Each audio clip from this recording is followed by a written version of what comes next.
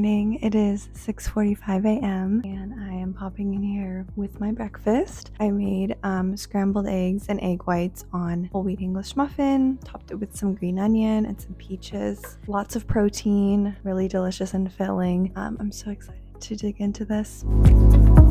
It is now 8:30 and I just got ready. I'm gonna make myself a cup of coffee. I'm gonna do my normal pumpkin spice nut pods. This morning I'm gonna go do some work at my gym with a friend, so I'm gonna actually pack my coffee to go. I packed a little like yogurt raspberry snack since I won't be able to have my pre-workout snack at home. I'm gonna make my cup of coffee.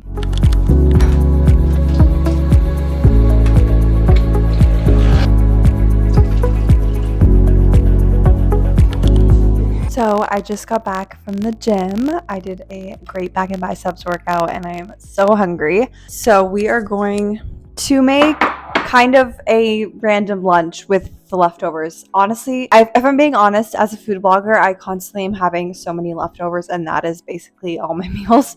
So we're having these hopefully good tortillas that I have left, some cilantro, and then I have a bunch of leftover meal prepped ground turkey. So I'm gonna do little tacos. I'm gonna saute up some zucchini, have some avocado, and then I have this really yummy serrano ginger lemongrass hot sauce that I got at the farmer's market, and we're just gonna put that over there for some extra flavor. So starving, so let's make something to eat.